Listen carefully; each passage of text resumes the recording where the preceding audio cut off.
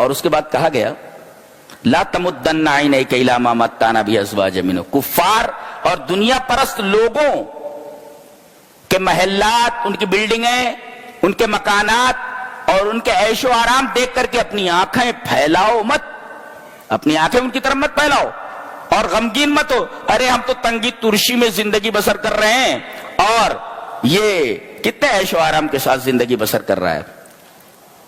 بوستہ ایک کتاب ہے، ہم لوگوں نے بچپن میں پڑھا ہے، فارسی کی کتاب ہے، سعدی کی ہے، تو اس میں ایک واقعہ بیان کیا اور ہمارے استاد بیان کرتے کرتے پڑھاتے پڑھاتے رو پڑے تھے۔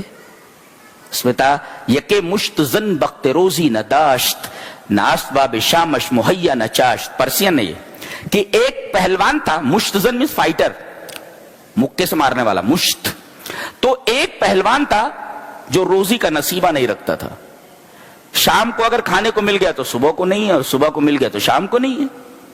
تمنا کرتا تھا کہ کاش زمین کوئی رستہ بتاتی اور آسمان کوئی طریقہ بتاتا اور ایک خزانہ میرے ہاتھ میں دے دیتا، اور وہ پڑوسیوں کو اچھا کھاتے دیکھ کر کے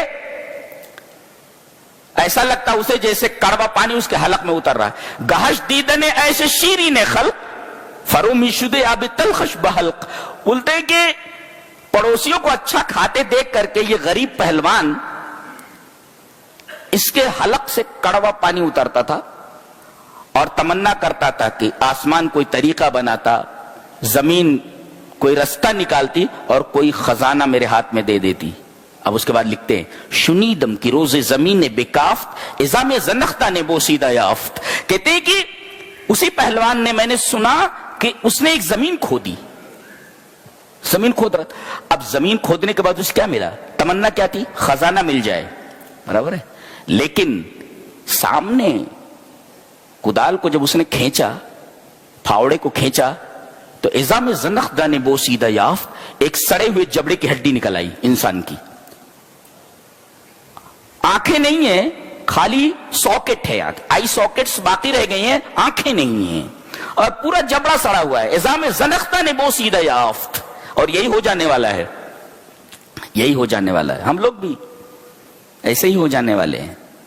یہ میک اپ، وہ ناچ رہا ہے، وہ کود رہا ہے، عجیب حالت ہے۔ ازام زنختہ نے بوسیدہ یافت، سڑے ہوئے جبڑے کی ہڈی پائی، بس وہیں پر کھڑا ہو گیا یہ اس جبڑے کو دیکھ کر کے۔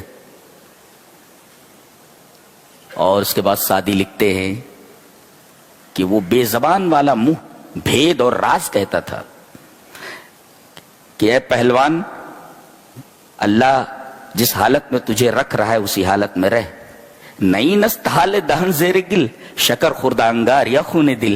کہتا ہے کہ کیا یہی نہیں ہے ہر منہ کا حال مٹی کے نیچے، شکر کھایا ہوا معلوم کر یا خون دل پیا ہوا۔